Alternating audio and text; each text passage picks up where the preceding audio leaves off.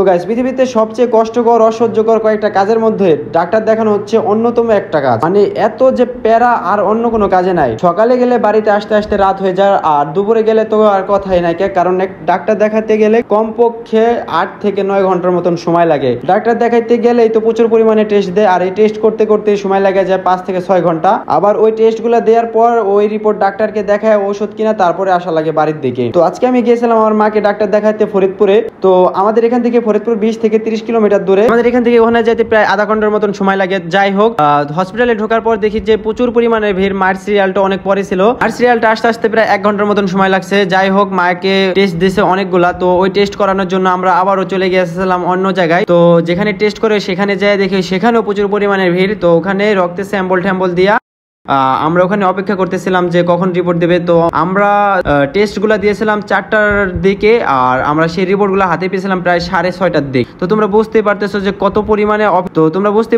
কত পরিমাণে প্যারা খাওয়া লাগছে এই একটা রিপোর্টের জন্য। আর এখানে যে পরিমাণে ভিড় আর যে পরিমাণে গরম, তা তো পুরাই অসহ্যকর। আমি ওখানে কতক্ষণ বসে থাকার পর আবার আইসি রিপোর্ট নিতে। তো এখান থেকে রিপোর্ট নিয়ে আবারও ডাক্তারের কাছে যাও, ওই রিপোর্ট দেখায় ওষুধ নিয়ে তারপর বাড়ির উদ্দেশ্যে যাওয়ার জন্য অটো খুঁজতেছিলাম। তো আমাদের বাড়ি থেকে যেহেতু ফরিদপুর অনেক দূরে, এত রাত্রে অটো পাওয়া খুবই কষ্টকর। ভাগ্যক্রমে একটা অটো পাই গেছিলাম, কিন্তু ভাড়া নিছে প্রচুর পরিমাণের বেশি। যাই হোক, এত রাতে অটো পাই সেটাই কপাল। আর আমাদের বাড়ি যাইতে যাইতে সময় লাগছিল প্রায় 1 ঘন্টা সামথিং, যেহেতু অটোটা অনেক আস্তে আস্তে চালাইতেছিল। আমাদের বাড়িতে পৌঁছাইতে বেজে গেছিল 10টার মতন। এই জন্যই গতকালকে ভিডিও দিতে পারি না, এর জন্য আন্তরিকভাবে দুঃখিত।